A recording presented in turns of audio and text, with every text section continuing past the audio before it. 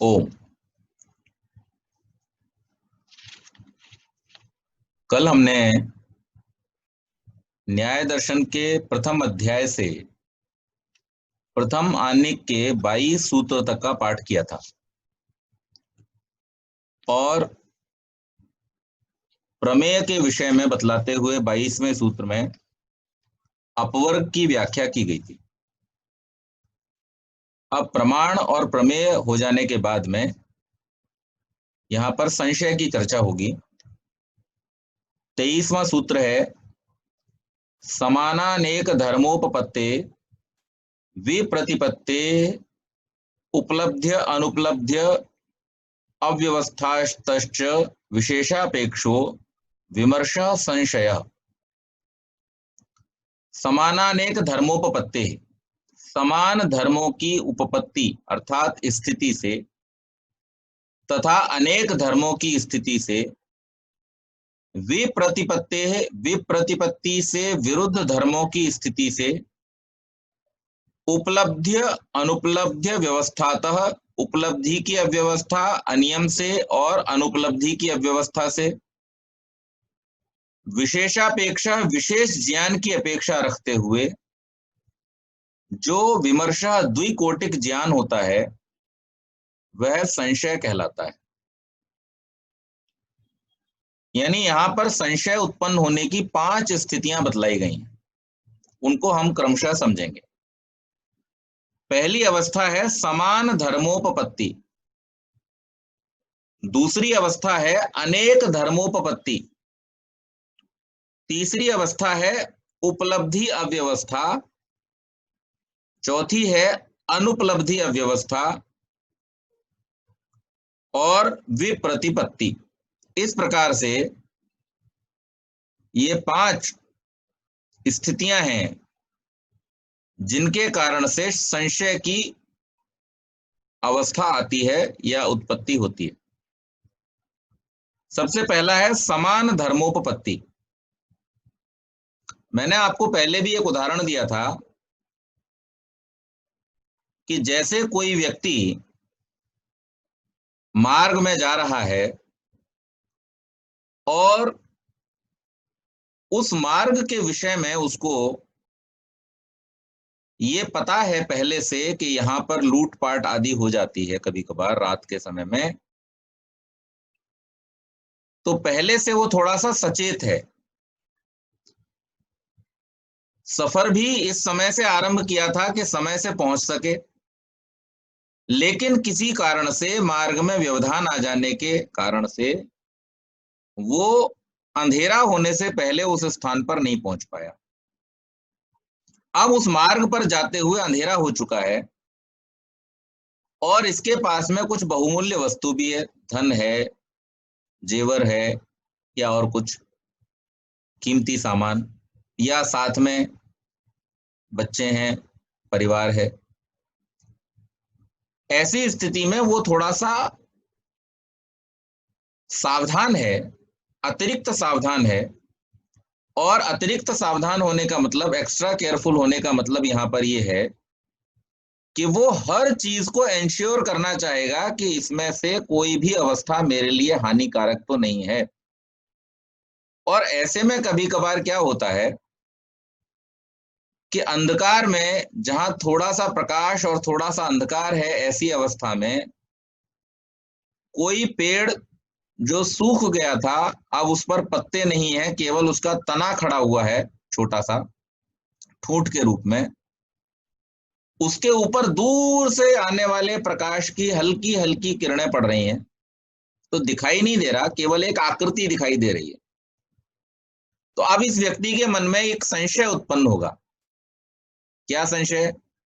कहीं ये कोई लूटपाट करने वाला व्यक्ति तो खड़ा हुआ नहीं है मार्ग में। ये क्यों हो रहा है?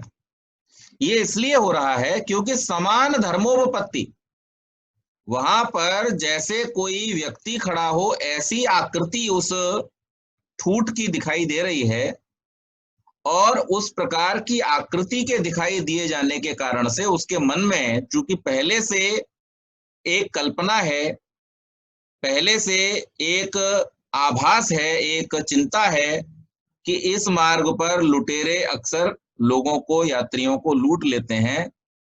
किनारे पर खड़े होते हैं, छुपे हुए खड़े होते हैं, और जैसे ही कोई यात्री वहां से आता है उसको वो लूट लेते हैं। ये शंका, ये मन में उसके जो बात है वो पहले से है। और उसी प्रकार से एक व्यक्ति की आकृति का ठूठ खड़ा हुआ उसने देखा है। अब वो संशय में है कि ये ठूठ है या आदमी है, उसको नहीं समझ में आ रहा। और जब तक वो स्वयं जाकर के वहां पर उसको निश्चित नहीं कर लेगा, सुनिश्चित नहीं कर लेगा कि ये व्यक्ति नहीं है, ये तो पेड़ का तना है सूखा हुआ, तब तक वो जो द्विकोटिक ज्ञान है, जिसे हम डुअल सेंस बोलते हैं, या जो संशय है, वो उसके दिमाग में चलता रहेगा। तो ये होता है समान धर्मोपपत्ति के कारण से होने वाला संशय। एक ही तरह के दो पदार्थ आपने देखे और उन दोनों पदार्थों के बीच में आप कंफ्यूज हैं कि यहां पर जो सामने उपस्थित है वो कौन सा वाला है, पहला वाला या दूसरा वाला। तो ये संशय है। दूसरा, अनेक धर्मोपपत्ति। अनेक धर्मोपपत्ति क्या है? प्रत्येक धर्मी का कोई समान जातीय धर्मी होता है और कोई असमान जातीय।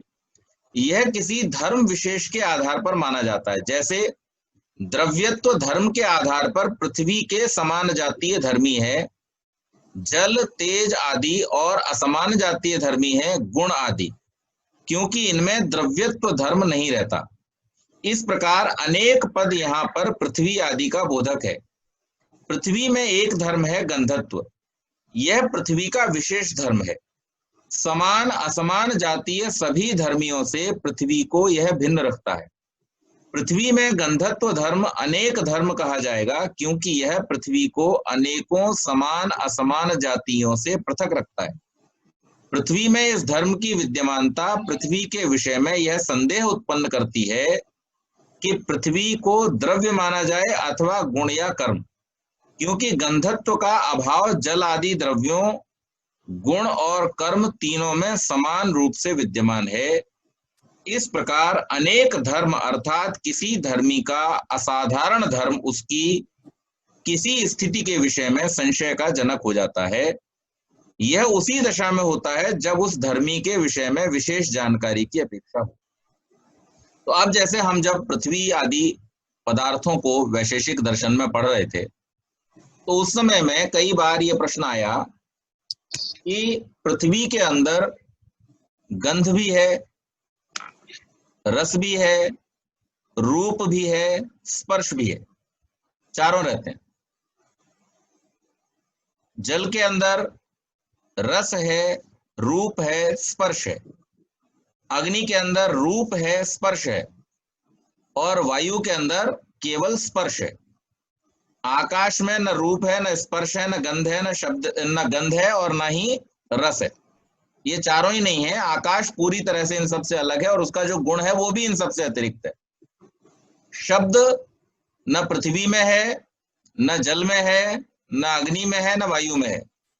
शब्द केवल आकाश में है और आकाश का गुण केवल शब्द है। तो हम इन चार की अभी द्रव्यात्मक जो चार हैं उनकी चर्चा करते हैं। और उनकी चर्चा करते समय हमने ये जाना था कि ये जो गंध है वो केवल और केवल पृथ्वी में ही पाई जाती है। पृथ्वी के अलावा गंध का सर्वथा अभाव है, वो किसी और तत्व में गंध नहीं पाई जाती है। बीच में प्रश्न किया गया था कि सेंटेड वाटर होता है, सेंटेड एयर होती है, तो वो कैसे हो जाती है? या फिर हम कभी यात्रा कर रहे होते हैं और कोई सड़क के किनारे दूर कोई प्राणी मर गया है, उसका शरीर देह सड़ रहा है, उसकी बदबू आती है, कहीं कचरा पड़ा हुआ उसकी दुर्गंध आती है, तो ये सुगंध दुर्गंध आदि तो हमें वायु से अनुभव होती है, तो हम इसे पृथ्वी में कैसे माने? तो ये थोड़ा समझना पड़ता है। और इस विषय में एक संशय उत्पन्न होता है कि ये पृथ्वी का गुण है या वायु का गुण है। तो ये जो संशय हो रहा है ये इस कारण से हो रहा है कि अनेक धर्मोपपत्ति हो रही है वहां पर पृथ्वी के अंदर। अन्य गुणों के साथ में ये जो उसका मूल गुण है और इस मूल गुण का अन्यों के साथ में आभास होने के कारण से हमें ये संशय हो जाता है कि ये वास्तव में पृथ्वी का गुण है कि जल का गुण है कि वायु का। लेकिन उस दिन जब ये प्रश्न किया गया था तो मैंने इसका समाधान आपको किया था कि गंध वास्तव में पृथ्वी का ही गुण है, लेकिन उसको कैरी करना, तो जो भी तत्व उसको धारण कर लेगा वो उसको कैरी कर सकता है। यानी वायु में जब पृथ्वी तत्व के कण होंगे तो वो वायु गंध को धारण कर लेगा। जल में जब आप उसके कणों को मिला देंगे तो वो जल भी उस गंधत्व को धारण कर लेगा, सुगंध अथवा दुर्गंध के रूप में। लेकिन वास्तव में जो गुण है वो किसका है? पृथ्वी का। तो इसी प्रकार से संसार में अनेक पदार्थ ऐसे हैं जिनके अपने कुछ विशिष्ट गुण हैं, लेकिन उन विशिष्ट गुणों की अवस्थाओं के कारण से, भिन्न भिन्न अवस्थाओं के कारण से और भिन्न भिन्न पदार्थों में उनके पाए जाने के कारण से कई बार संशय की स्थिति उत्पन्न होती है कि क्या वास्तव में ये इसी पदार्थ का गुण है या अन्य पदार्थ का गुण है। तो इस प्रकार की जो संशय की अवस्था है उसको अनेक धर्मोपपत्ति कहते हैं। इसके बाद तीसरा है विप्रतिपत्ति। वि का अर्थ है विरुद्ध अथवा विरोधी, और प्रतिपत्ति का अर्थ है ज्ञान। यानी एक अधिकरण में विरोधी ज्ञान होना विप्रतिपत्ति है, जो कि संशय को उत्पन्न करता है। जैसे हम आत्मा का विषय लें तो कुछ लोग इस संसार में ऐसे हैं जो ये मानते हैं कि आत्मा है, और कुछ लोग ऐसे हैं जो कि ये नहीं मानते कि आत्मा है।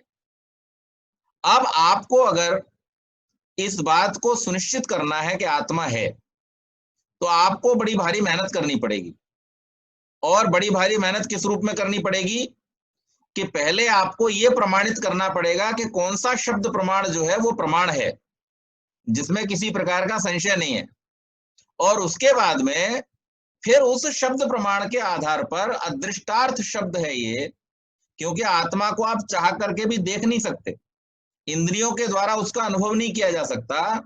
तो अदृष्टार्थ शब्द प्रमाण होने के कारण से इसको आप देख तो कभी पाएंगे नहीं, ना दिखा पाएंगे, लेकिन उसको आपको बड़े प्रयत्न पूर्वक इसको सिद्ध करके, अपने मन में इसकी सिद्धि करके फिर आपको इसे समझना पड़ेगा कि ये है।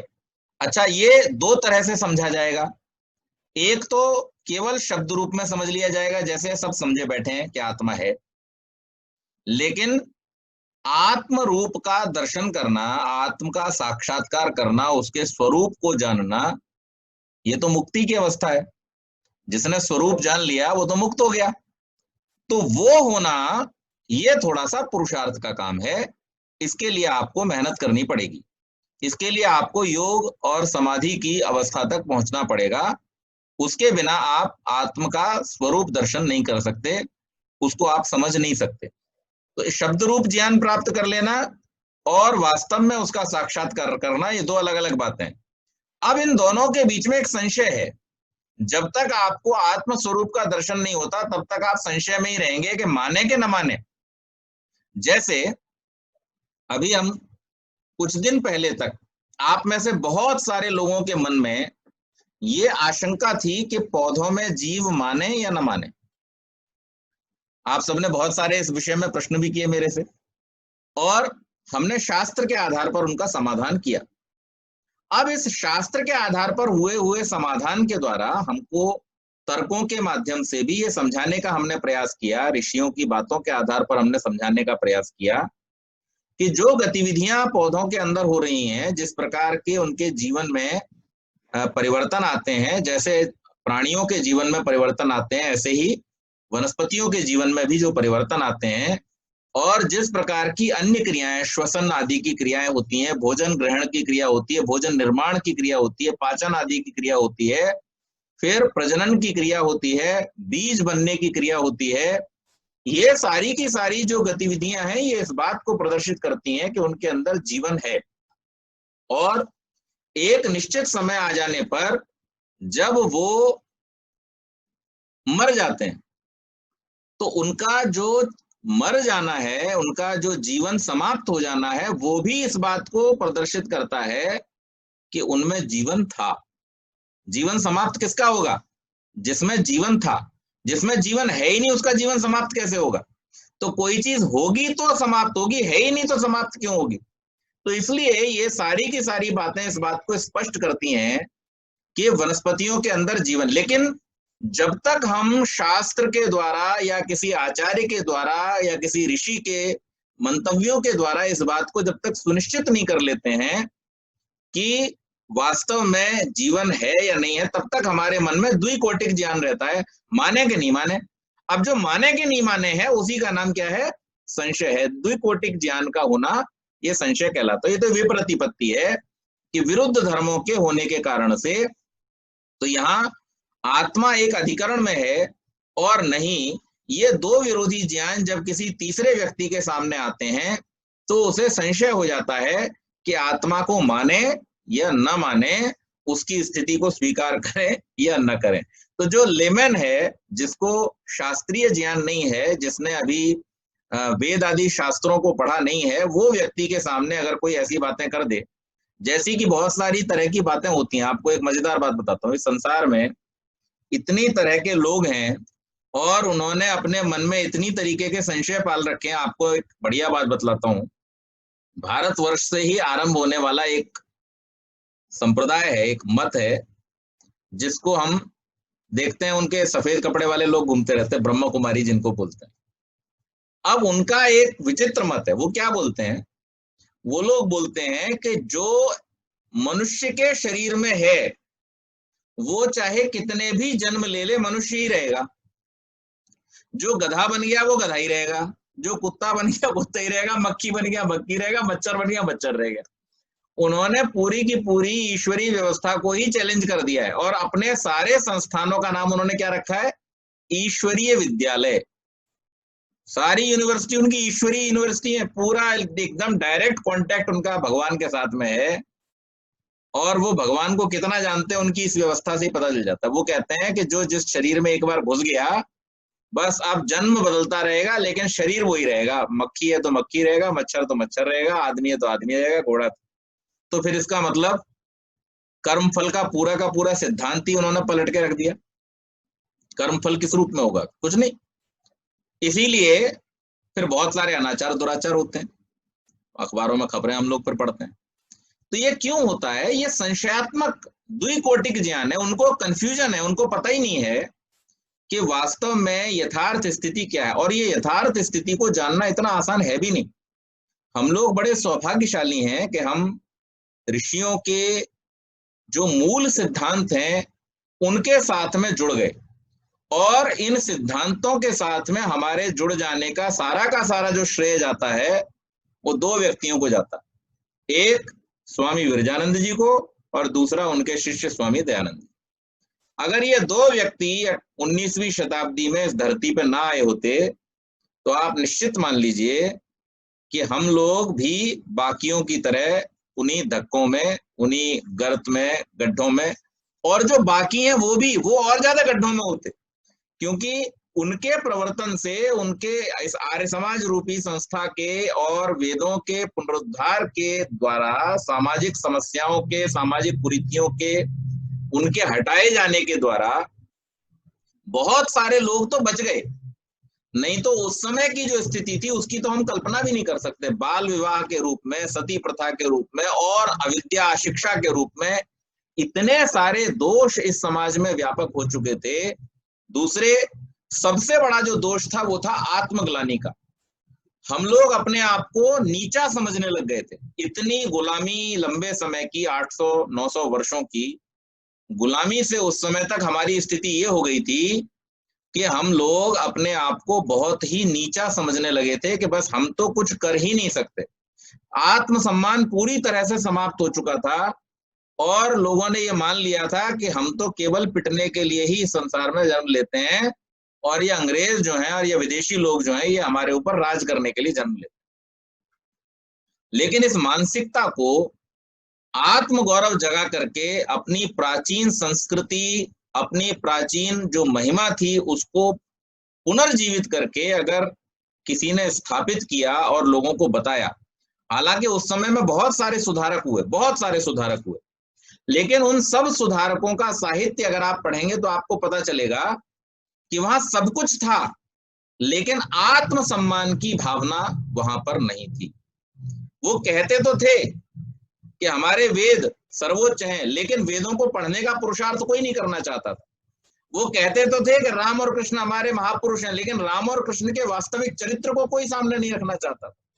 वो कहते थे कि भारतवर्ष गुरु गरिमा से मंडित रहा है, विश्व का सिरमौर रहा है, लेकिन उसको फिर से कैसे बनाया जाए और किस कारण से वो विश्व का सिरमौर था, इस आत्माभिमान को, इस स्वाभिमान को जगाने का काम उस समय कोई भी नहीं कर पा रहा था, क्योंकि उनके पास में वो मूल सिद्धांत नहीं थे, उनके पास में वो मूल ज्ञान नहीं था, मौलिक ज्ञान नहीं था जिसके द्वारा ये सब संभव होता। तो उस समय ऋषि दयानंद ने सब संशयों को समाप्त करते हुए जो वैदिक पद्धति, जो आर्ष पद्धति थी, उस पद्धति के द्वारा हमारे जो साहित्यिक और विशेष रूप से वैदिक साहित्य से जुड़े हुए जो भी भ्रम थे, जो संशय थे, वेदों के विषय में जो विरुद्ध मान्यताएं उत्पन्न हो गई थी, लोग वेदों को नकारने लगे थे इसलिए क्योंकि वेदों के नाम पर बहुत सारी अनर्गल बातें लोग करते थे, उल्टे सीधे मंत्रों के अर्थ किए जाते थे, और उसके कारण से इस देश की बड़ी हानि हुई, इतिहास में भी हुई। लेकिन ऋषि दयानंद ने पुरुषार्थ करके उसको रोकने का प्रयास किया, और आज हमारे सामने वो सारे संशय, वो सारे भ्रम और वेदों के बारे में जो भी मान्यताएं लोगों की थी, उन सबको उन्होंने पलट करके रख दिया। एक उदाहरण आप सबको मैंने पहले भी दिया था, प्रसंगवश वो घटना मैं आपको सुना देना चाहता हूँ, और बड़ी ही महत्वपूर्ण घटना है इसलिए, और याद आ गई इसलिए मैं आपको सुनाना चाहता हूँ। ये बात है 20वीं शताब्दी के आरंभ की। एडिसन बहुत बड़े वैज्ञानिक थे, आप सबको मालूम है। हालांकि उनके भी जीवन की एक बड़ी विचित्र कहानी है। वो जब छोटे थे तो उस समय एक दिन उनके अध्यापक ने उनको एक चिट्ठी दी, और चिट्ठी देकर के कहा कि घर जाओ, माँ को दे देना। एडिसन खुशी खुशी वो चिट्ठी लेकर के गए, अपनी माँ को दे दी। माँ ने वो चिट्ठी पढ़ी और पढ़ करके चुपचाप रख दी। बोले, माँ इसमें क्या लिखा है, मेरी कोई शिकायत है क्या? बोले, नहीं बेटा, शिकायत नहीं है। आपके अध्यापक ने मुझसे ये कहा है इस चिट्ठी के माध्यम से कि आपका बेटा जितना मेधावी है, हमारे यहाँ उसकी मेधा बुद्धि को संभालने की क्षमता नहीं है, इसलिए आप उसे किसी और अच्छे और एडवांस विद्यालय में जाकर के पढ़ाइए। तो बेटे अब हम यहाँ से चलेंगे और किसी और स्थान पर जाकर के एक अच्छे स्कूल में तुम्हारा दाखिला कराएंगे और वहां पर तुमको पढ़ाएंगे। एडिसन चले गए, दूसरे स्थान पर जाकर के दूसरे स्कूल में एडमिशन ले लिया, फिर पढ़ते गए और बड़े हुए और बड़े हुए, और फिर वो रेस्ट इज हिस्ट्री जैसा बोलते हैं कि इतने बड़े वैज्ञानिक बने कि आज तक दुनिया में उनके बराबर पेटेंट किसी के नाम पर नहीं है, इतने आविष्कार किसी ने आज तक नहीं किए। जब एडिसन बहुत ख्याति प्राप्त वैज्ञानिक हो गए थे तो उस समय एक दिन ऐसे ही घर में खाली समय में वो दराजों को खोल रहे थे, बंद कर रहे थे, देखा कि वो चिट्ठी उन्हें दिखाई दे गई। अब माँ उस समय जीवित नहीं थी, माँ उस समय तक उनका देहावसान हो चुका था। अरे ये तो मेरे विद्यालय वाली चिट्ठी है, चलो पढ़ के देखता हूं। जब खोल करके उस चिट्ठी को देखा तो आंखों से आंसू गिरने लगे। क्या लिखा था उस चिट्ठी में? उस चिट्ठी में लिखा हुआ था कि आपका बेटा एकदम डफर है, नालायक है, इतना बेकार है कि हम इसको अपने स्कूल में एक दिन भी और बर्दाश्त नहीं कर सकते, और आप कृपा करके इसका नाम यहां से तुरंत कटवा लीजिए। अच्छा सोचिए, अगर उसकी माँ ने यही बात ऐसी की ऐसी उसको बता दी होती तो क्या हमें एडिसन जैसा वैज्ञानिक मिलता? नहीं मिलता। खैर, ये तो हुई एडिसन की कहानी। अब आगे बढ़ती है कहानी। तो एडिसन ने एक आविष्कार किया और उस आविष्कार को नाम दिया फोनोग्राफ। फोनोग्राफ एक ऐसी मशीन थी जो व्यक्ति की आवाज को रिकॉर्ड कर लेती थी। व्यक्ति की आवाज को रिकॉर्ड करने की घटना इससे पहले संसार में कभी नहीं हुई थी कि कोई व्यक्ति एक बार बोले और उसके बाद दोबारा वो उसको मशीन से सुनाई दे जाए वैसी की वैसी आवाज। तो फोनोग्राफ का आविष्कार हुआ। जब फोनोग्राफ का आविष्कार हो गया तो एडिसन ने सोचा कि अब इसका उद्घाटन किसके मुंह से कराया जाए, किसकी आवाज को सबसे पहले इसमें रिकॉर्ड किया जाए। और बहुत सोच विचार के बाद में जो पश्चिमी देशों के संस्कृत के बहुत बड़े विद्वान थे, कौन? मैक्स मूलर, उनका चयन किया गया। कि अब हम मैक्समुलर के द्वारा इस मशीन का उद्घाटन करेंगे। कॉन्फ्रेंस रूम बुक कर दिया, एक कन्वेंशन हॉल बुक कर दिया गया, बड़ा सभा का आयोजन किया गया, बड़े बड़े लोग, वैज्ञानिक, डॉक्टर्स, इंजीनियर, सब एडिसन के उस आविष्कार को देखने के लिए वहां पर आए। और थोड़ी देर बाद में स्टेज पर मैक्समुलर आते हैं। मैक्समुलर आकर के डायस पर कुछ बोलते हैं और बोल करके फिर चले जाते हैं। पहले से निर्धारित था किस प्रकार से करना है। थोड़ी देर बाद जो मैक्समुलर बोल के गए थे वही आवाज फिर से हॉल में गूंजने लगती है। अब लोगों को आश्चर्य होना शुरू होता है कि ये कैसे हो सकता है कि जो बात अभी मैक्समुलर बोल करके गए थे, बिना मैक्समुलर के वही बात कैसे बोली जा रही है, क्योंकि इससे पहले ये बात किसी ने कभी कल्पना में भी नहीं लाई थी कि ऐसा भी हो सकता है। और उस समय एडिसन वहां पर प्रकट होते हैं और मैक्समुलर को फिर से बुलाते हैं स्टेज पर और कहते हैं कि यही आज का आविष्कार है, इसी का उद्घाटन मैं करना चाहता था कि मैंने एक ऐसा यंत्र बनाया है कि जिससे अब हम महापुरुषों की आवाजों को रिकॉर्ड कर सकेंगे और उनकी अनुपस्थिति में भी हम उन आवाजों को सुन सकेंगे, जैसे हम आदरणीय पथिक जी के भजन अब सुन सकते हैं। तो ये एडिसन की देन है। लेकिन उसके बाद की जो बात है, मैक्समुलर फिर से डाइस पर आते हैं और वो आकर के एक प्रश्न करते हैं कि क्या आप लोग जानते हैं मैंने क्या बोला था? तो सारे लोग चुप रहते हैं, कोई जवाब नहीं आता। फिर मैक्समुलर बताते हैं कि मैंने ऋग्वेद की पहली ऋचा अग्निमीडे पुरोहितम यज्ञस्य देव मृत्युजम होतारम रत्न धातमम, इस मंत्र का यहां पर पाठ किया था, क्योंकि Rigveda is the oldest book in the library of world. इस संसार के पुस्तकालय में ऋग्वेद सबसे प्राचीन पुस्तक है, इसलिए मैंने ये उपयुक्त समझा कि इस महत्वपूर्ण अवसर पर उस शब्द को बोला जाए, उन शब्दों को बोला जाए कि जो इस सृष्टि के आदि शब्द हैं। आगे और बात बढ़ती है। ये वो मैक्समुलर थे जो ऋषि दयानंद के मिलने से पहले वेदों को गडरियों के गीत और भारत को सपेरों का देश कहा करते थे। लेकिन जिस समय श्याम जी कृष्ण वर्मा ऑक्सफोर्ड गए, स्वामी दयानंद सरस्वती ने अपनी ऋग्वेदादि भाष्य भूमिका जो पुस्तक थी वो उनको दी और कहा इसे मैक्समुलर को दे देना। स्वामी जी के आदेश पर श्याम जी कृष्ण वर्मा ने वो ऋग्वेदादि भाष्य भूमिका मैक्समुलर को दे दी। अब आप देखिए, ये बात इतिहास की है, क्योंकि ये घटना जो फोनोग्राफ के निर्माण की है वो 20वीं शताब्दी में यानी 1903 या 1904 की है। लेकिन स्वामी जी का देहावसान 1883 में हो चुका था और उससे पहले उन्होंने ऋग्वेदादि भाष्य भूमिका मैक्समुलर को भेजी थी श्याम जी कृष्ण वर्मा के हाथों।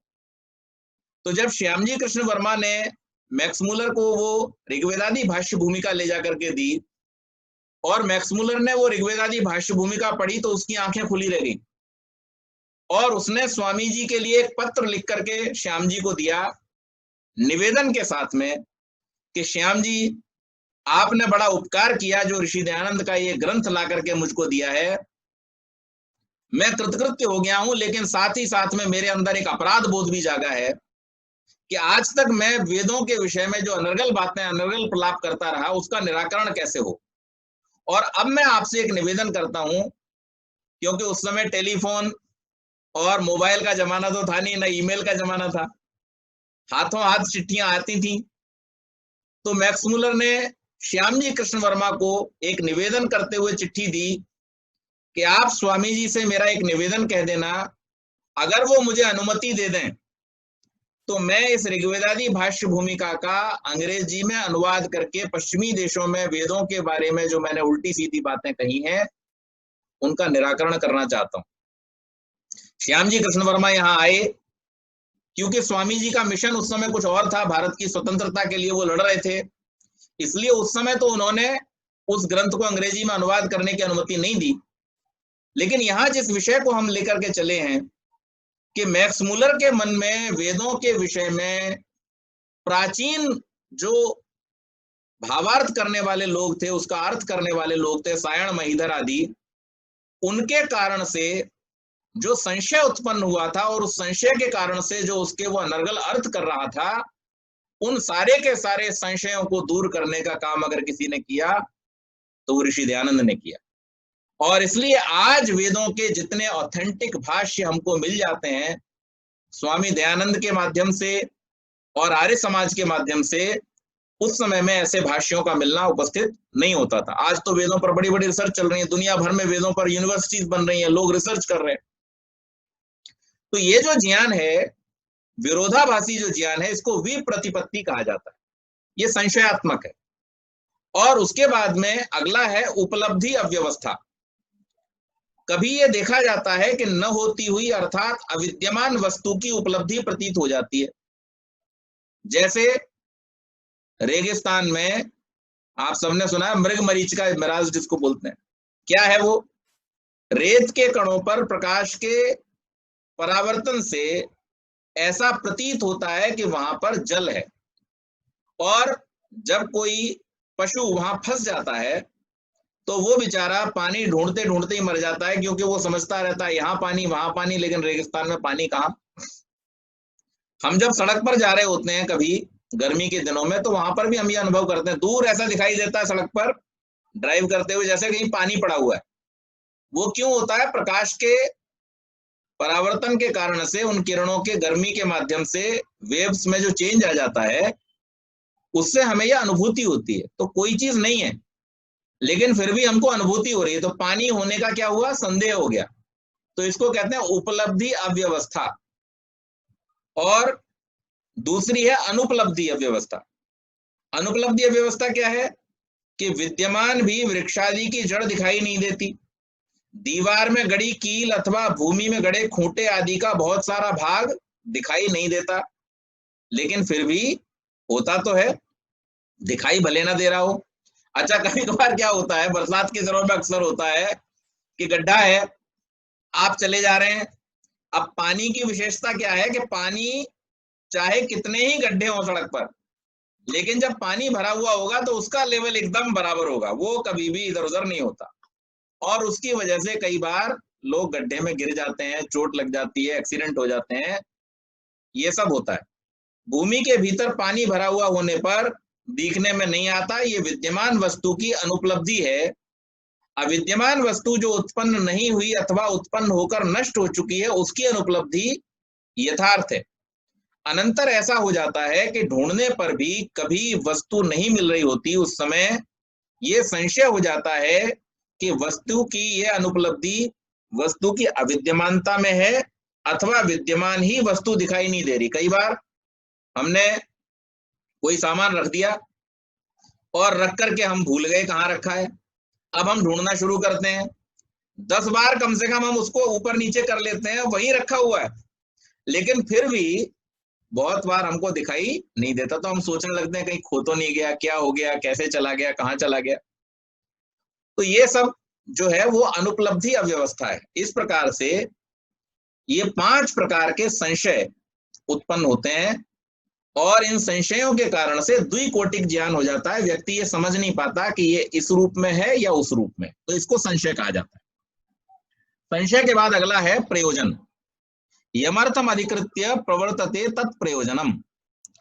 यम अर्थ जिस अर्थ को अधिकृत्य लक्ष्य करके प्रवर्तते प्रवृत्त होता है कोई व्यक्ति, तत् वह अर्थ प्रयोजन कहा जाता है। प्रत्येक व्यक्ति हानिकर तथा दुखप्रद स्थिति से बचना चाहता है। सब लोगों के जीवन का लक्ष्य अगर पूछ लिया जाए कि भाई क्या चाहते हो, तो दुखों से बचना चाहते हैं, सुखों को प्राप्त करना चाहते हैं। यही सामान्य रूप से सबके जीवन का लक्ष्य है। मनुष्य मात्र ही नहीं बल्कि प्राणी मात्र के जीवन का भी यही लक्ष्य है। आप किसी भी प्राणी को अगर किसी कष्टप्रद स्थिति की ओर ले जाएंगे तो वो नहीं जाना चाहता, वो सदैव सुख की ओर ही जाना चाहता है, दुख की ओर कोई भी जाने के लिए प्रवृत्त नहीं होता।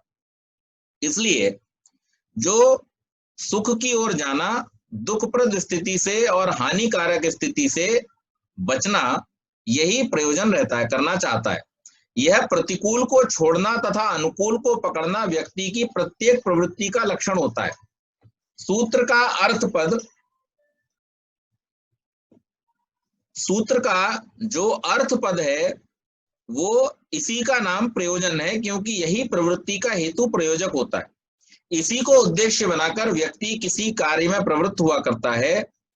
अधिकृत्य पद से अंतर्निहित अधिकार का तात्पर्य है इस अर्थ को प्राप्त करूंगा अथवा उसको संपन्न करने में प्रवृत्त होता है। इस प्रकार निश्चय किया हुआ अर्थ प्रवृत्ति का लक्ष्य बन जाता है, वही प्रयोजन है। यानी हम कोई भी कार्य करने का जब निश्चय करते हैं तो उस निश्चय का करने के बाद में हमारी प्रवृत्ति उस ओर होती है, हमारा पुरुषार्थ, हमारा प्रयत्न उस ओर होता है, और वो कार्य जो होता है वो क्या होता है? आमतौर पर दुखों से छूटना। ये हमारे जीवन में सर्वप्रथम लक्ष्य रहता है कि जिस भी प्रकार के दुख हमारे जीवन में आने वाले हैं उन दुखों को दूर करने का उपाय हम पहले से करते हैं। क्यों जी? कितने लोग ऐसे हैं जो भूख लगने पर खाना ढूंढने जाते हैं? मनुष्य तो ऐसा नहीं करता। मनुष्य को यह मालूम है कि अभी थोड़ी देर बाद भूख लगने वाली है, सुबह खा लिया वो शाम को काम नहीं आएगा, शाम को खा लिया वो अगले दिन सुबह काम नहीं आएगा। ये निरंतर चलते रहने वाली प्रक्रिया है, इसलिए वो पहले से ही उसके लिए इंतजाम करता है। आप देखते हैं मुंबई में बारिश बहुत होती है, और जब बारिश शुरू होने वाली होती है, गर्मी जब समाप्त होने वाली होती है, उस समय में सारे डिपार्टमेंट काम पे लगा दिए जाते हैं। सफाई होना शुरू हो जाती है, नालों की सफाई, सड़कों की सफाई, छतों के ऊपर मरम्मत का काम शुरू हो जाता है। जिन घरों में किसी प्रकार से बिल्डिंग्स में पानी आने की अव्यवस्था है वो लोग पहले से ही थैली वैली डालना तैयारी शुरू कर देते हैं। क्यों कर रहे हैं? क्योंकि जो आने वाला दुख है उस दुख के निवारण का उपाय पहले से कर रहे हैं। क्यों कर रहे हैं? क्योंकि उसको हम बचना चाहते हैं, उससे बचना। तो ये जो दुख के आने को रोकने के लिए, हानिकारक स्थिति से बचने के लिए जो हमारी प्रवृत्ति है, उसी को प्रयोजन कहा जाता है। इसके बाद आता है दृष्टांत। लौकिक परीक्षकाणाम यस्मिन् अर्थे बुद्धि साम्यम स दृष्टांतः। पहले भी मैंने आपको बतलाया था कि लोक में दो प्रकार के लोग हैं। एक तो वो हैं जो सुनकर के चीजों को मान लेते हैं कि हाँ ऐसा बताया गया है, ऐसा ही होगा। दूसरे वो हैं जो परीक्षा करते हैं कि ऐसा अगर कहा गया है तो इस कहे जाने के पीछे क्या कारण है, इसका क्या सिद्धांत है, किस आधार पर यह बात कही गई है। यानी एक हो गया केवल श्रवण, और दूसरा हो गया श्रवण के बाद मनन, मनन के बाद में निधिध्यासन, और उसके बाद में अपने व्यवहार में उसको लेकर के आना। नहीं तो आमतौर पर जैसा कह दिया वैसा करने लग जाते हैं। अब उसका परिणाम क्या होता है? उसका परिणाम कई बार हानिकारक हो जाता है। अस्तु, तो जो बातें ऐसी हैं संसार में जिन्हें बिना परीक्षण करने वाले लोग और परीक्षण करने वाले लोग दोनों जब उस बात पर सहमत हो जाएं, यानी लोक में जो देखा जा रहा है सिद्धांत में भी अगर वैसा ही हो, तो ऐसी घटना को दृष्टांत कहा जाता है। जैसे मैंने अभी आपको संशय के विषय में एक कहानी सुनाई। अब वो जो कहानी है वो संशय का जो सिद्धांत है उस पर भी खरी बैठती है, और लोक में तो वो हुई हुई है, इतिहास में हुई हुई है। तो ऐसी घटना को हम दृष्टांत कहते हैं। हम रामचंद्र जी के जीवन की, कृष्ण जी के जीवन की, महर्षि दयानंद के जीवन की, गौतम बुद्ध के जीवन की बहुत सारी घटनाओं को उदाहरण के तौर पर सुनाते हैं। शिवाजी महाराणा प्रताप के जीवन की घटनाओं को हम उदाहरण के तौर पर सुनाते हैं। उसका कारण क्या है? उसका कारण यही है कि वो घटनाएं जिनके द्वारा किन्हीं विशेष शिक्षाओं को हम दे सकते हैं, अर्थात लोक में हुई जिन घटनाओं से सिद्धांतों की भी पूर्ति होती है, यानी जहां सिद्धांत का भी विरोध नहीं है और लोक में भी जिसका होना पाया जाता है, ऐसी घटनाओं क्या कहते हैं? दृष्टांत कहते हैं। कहानी। दृष्टांत का मतलब क्या है? वो कहानी जो हुई है, केवल मात्र कल्पना वाली नहीं, वो कहानी जो हुई है उसे आप सैद्धांतिक रूप से जब कहते हैं तो वो दृष्टांत कहलाता है। सूत्र के लौकिक पद से समाज का साधारण जन विवक्षित है, जिसने स्वभावतः अथवा शिक्षा आदि के द्वारा ज्ञानातिशय प्राप्त नहीं किया। वे जन परीक्षक कहे जाते हैं जिन्होंने दोनों प्रकार ज्ञानातिशय को प्राप्त किया, अर्थात शिक्षा के द्वारा भी और स्वभावतः भी। तो जो प्रमाण और तर्क के द्वारा किसी विषय की परीक्षा करने में समर्थ होते हैं, जिस विषय को लौकिक और परीक्षक दोनों समान रूप से स्वीकार करें, वह दृष्टांत की कोटि में आता है। तात्पर्य ऐसे विषय का उपयोग आगे वर्णित अवयवों में उदाहरण के रूप से, तो जब हम किसी बात को समझाना चाहते हैं और जिस चीज का हम एग्जाम्पल देते हैं, उदाहरण देते हैं, उसी का नाम क्या है? दृष्टांत है। दृष्टांत के बाद आता है सिद्धांत। सिद्धांत क्या है? तंत्राधिकरणम अभ्युपगम संस्थिति सिद्धांत। कौन सा सिद्धांत है? सिद्धांतों के बारे में यहां बतलाते हुए ऋषि कहते हैं तंत्र संस्थिति, अधिकरण संस्थिति और अभ्युपगम संस्थिति, ये सिद्धांत कहलाते हैं। अब इनके विषय में हम एक एक करके जानेंगे। सिद्धांत पद सिद्ध और अंत दो पदों का समवाय है। पहले का भाव है यह इस प्रकार का है, इस रूप में जाना गया, यानी सिद्ध हो गई कोई बात जो डेरिवेट हो गई, अब उसमें किसी प्रकार का संशय नहीं बचा, तो उसको क्या कहा जाता है? ये बात अब सिद्ध हुई। तो जो सिद्ध हो गया है अथवा स्वीकृत किया गया जो पदार्थ है, और दूसरे का तात्पर्य है पूर्णतया, अर्थात अंत का मतलब क्या है? जिसकी प्राप्ति हो गई, जो अब पूरी तरह से सिद्ध हो चुका है, निश्चयात्मक हो गया है। तो पदार्थ विषयक ज्ञान की पूर्णता को सिद्धांत कहा जाता है। किसी भी पदार्थ के विषय में जब हम एक अल्टीमेट कॉन्सेप्ट पर पहुंच जाते हैं कि अब इसके बारे में यही ज्ञान जो है वो पूर्ण ज्ञान है, इसमें अब किसी प्रकार का संशय नहीं बचा, उस स्थिति को सिद्धांत कहा जाता है।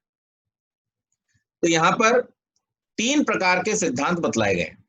पहला है तंत्र संस्थिति।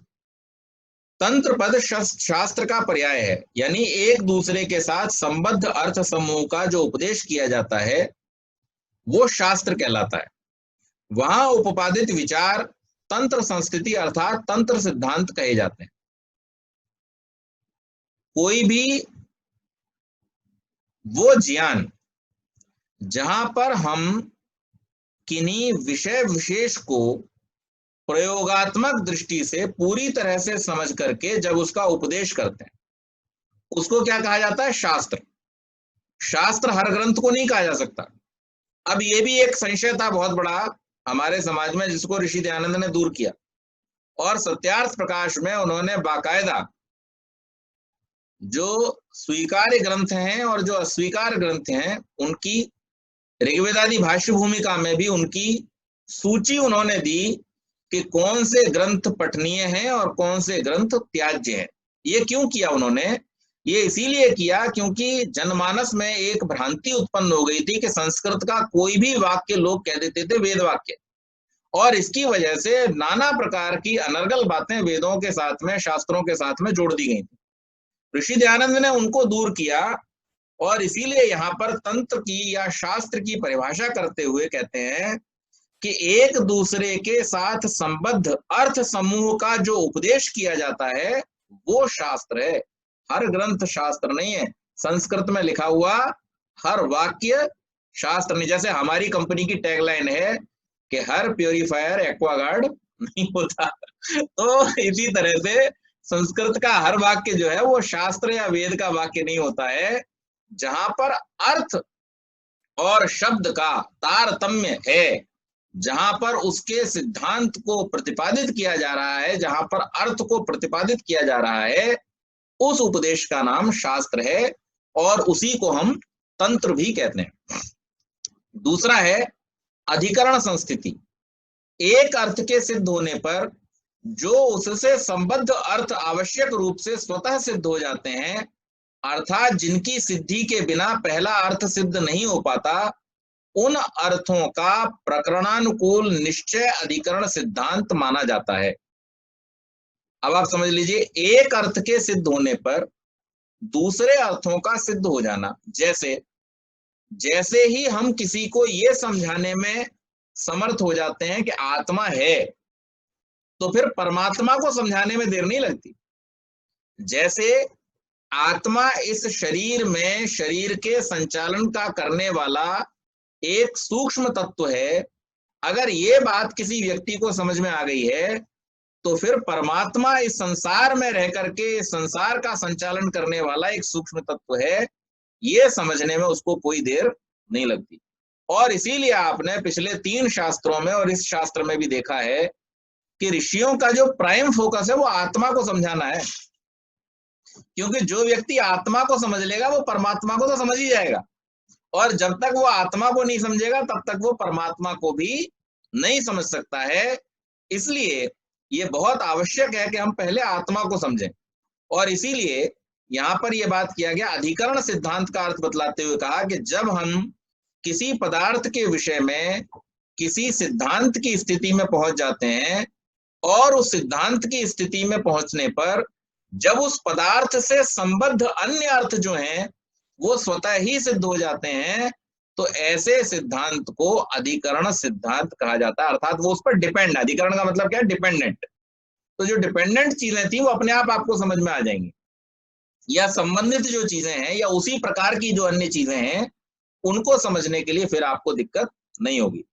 लॉ ऑफ मोशन में जो 3 सिद्धांत दिए गए, पहला जड़त्व का सिद्धांत, जिसमें कोई वस्तु स्थिर है तो स्थिर रहेगी, गतिशील है तो गतिशील रहेगी, जब तक कि उस पर कोई बाहरी बल न लगा दिया जाए।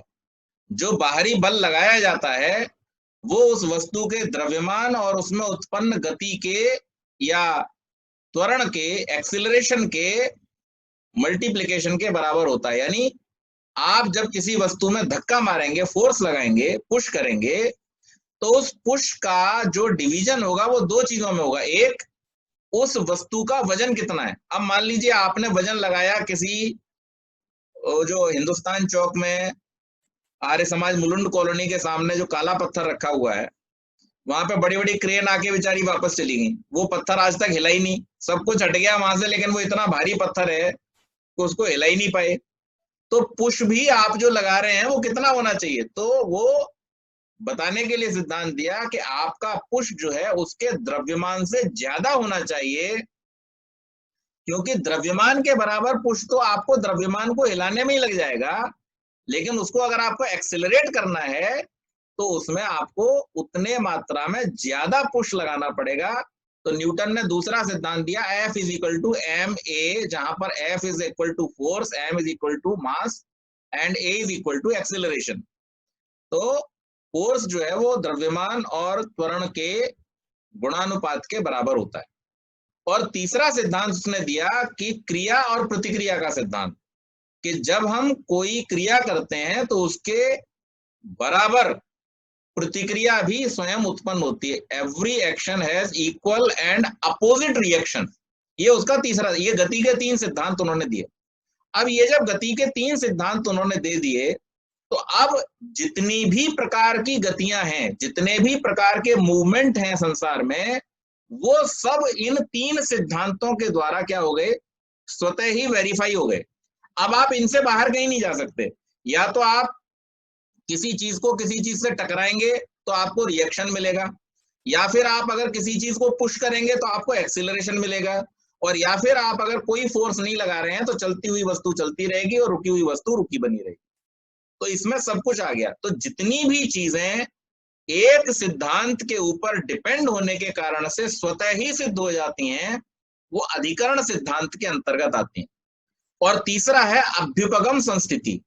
जो विषय अभी निश्चित नहीं हुआ है उसको किसी प्रसंग के कारण स्वीकार कर लेना, किसी विशेष अर्थ की परीक्षा करने के लिए कथा प्रसंगों में कभी किसी अनिश्चित विषय को उतने अवसर के लिए स्वीकार कर लेना, ये अभ्युपगम सिद्धांत कहलाता है। और ये अभ्युपगम सिद्धांत आज सारा का सारा जो अलजेब्रा चल रहा है उसके मूल में बैठा हुआ है। सपोज दैट, जैसे ही आप कहते हैं ना सपोज दैट, वो सपोज दैट जो है वो अभ्युपगम है, और अभ्युपगम के कारण से आप एक विषय को सिद्ध करने के लिए जिसमें 2 चीजें अनिश्चित हैं, कभी कभी तो क्या है, एक चीज आपको प्रूव करनी है और एक चीज प्रूव करने के लिए बाकी चीजों से आपने डेरिवेट कर दिया, यानी 2 और 2 जोड़ने थे तो आपको 4 मिल गया। लेकिन आपको इक्वेशन इस तरह से दी गई थी कि 2 + x इज इक्वल टू 4। तो अगर 2 + x इज इक्वल टू 4 है तो व्हाट इज x? तो आप क्या करोगे फिर? तो फिर आपको x का वैल्यू निकालने के लिए 4 और 2 का डिफरेंस निकालना पड़ेगा। तो इसी प्रकार से जब आपके सामने 2 चीजें अनिश्चित होती हैं तो उन 2 चीजों को निश्चित करने के लिए आपको एक चीज की वैल्यू मान लेनी पड़ती है, सपोज करनी पड़ती है। और जब ऐसा किया जाता है, फिजिक्स में हम बहुत सारे डेरिवेशन करते थे जिनमें चीजों को मान लेना पड़ता था, और मान करके फिर हम एक कंक्लूजन पे पहुंचते थे कि हाँ अब ये सिद्धांत हो गया। तो ये जो है, ये जो मान लेना है, इसको अभ्युपगम कहा जाता है। इस प्रकार से तीन तरह से सिद्धांतों का निर्माण होता है। एक, शब्द और अर्थ का जो सीधा सीधा संबंध है, उस संबंध को स्थापित कर देना और उसका उपदेश करना तंत्र सिद्धांत हो गया। दूसरा, जिस तंत्र सिद्धांत के द्वारा आपने एक वस्तु को सिद्ध किया, एक वस्तु का निरूपण किया, उसको डेरिवेट करके या उसको आपने एलैबोरेट किया, उसको एक्सप्लेन किया, उस एक्सप्लेन की हुई वस्तु के, एक वस्तु के द्वारा उससे संबंधित चार और चीजें जब आपकी समझ में आ जाती हैं तो वो अधिकरण हो जाता है। और जब किसी दो अनिश्चित वस्तुओं को या एक अनिश्चित सिद्धांत की सिद्धि के लिए कुछ चीजों को सामयिक रूप से उसी समय के लिए, तत्काल के लिए मान करके और फिर उनको सिद्ध किया जाता है, तो ऐसे को अभ्युपगम सिद्धांत कहते हैं। ये तीन प्रकार के सिद्धांत होते हैं। इसके बाद तीन प्रकार के सिद्धांतों के प्रकार, तंत्र स्थिति के दो भेद और हैं।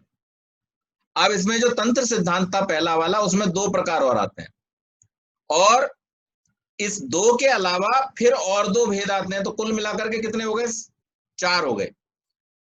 तीन तो थे सिद्धांत, तंत्र सिद्धांत, अधिकरण सिद्धांत, अभ्युपगम सिद्धांत।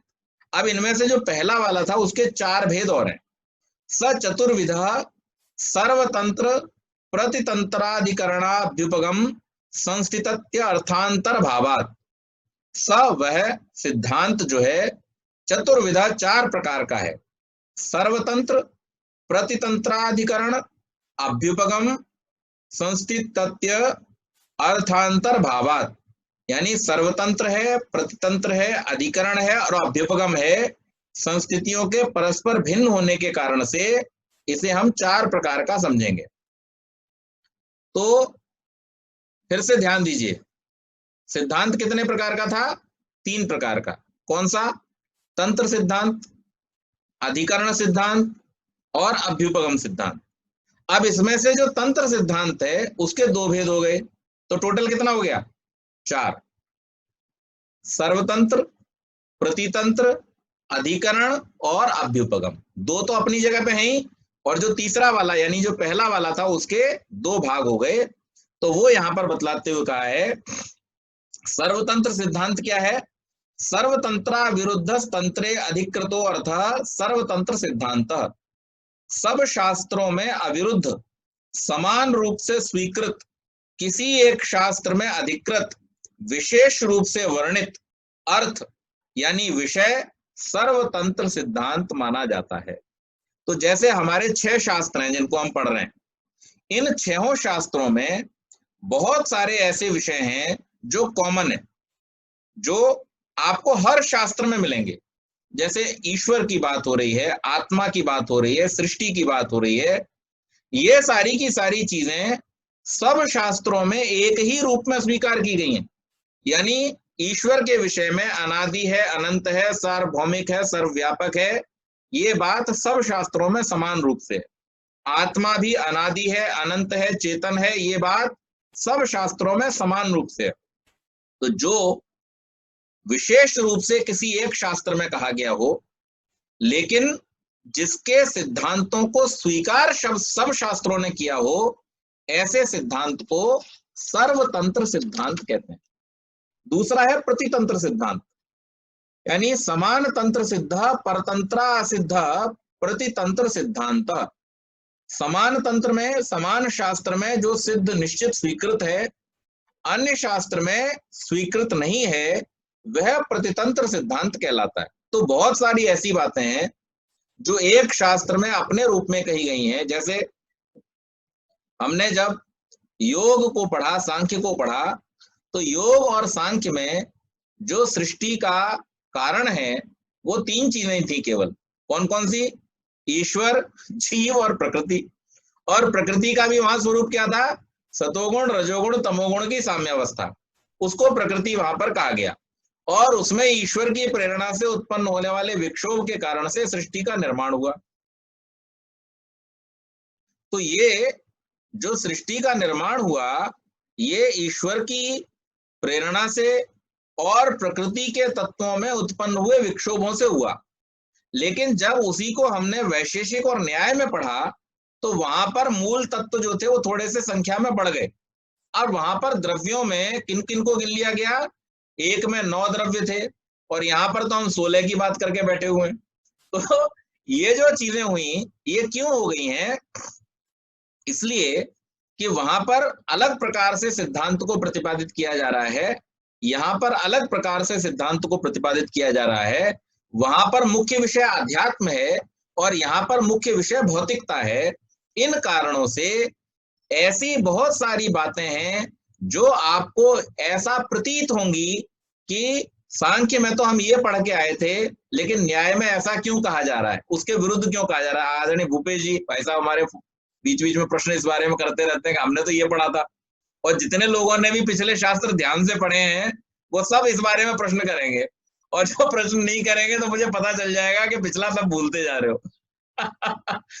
लेकिन ऐसा निश्चित रूप से है, क्योंकि ऋषियों का अलग अलग चिंतन है, और अलग अलग चिंतन में उन्होंने जिन जिन विषयों को देखा है उसमें बहुत सारी चीजें कॉमन भी मिलेंगी, लेकिन बहुत सारी चीजें ऐसी भी होंगी जिनमें विरोधाभास प्रतीत होगा।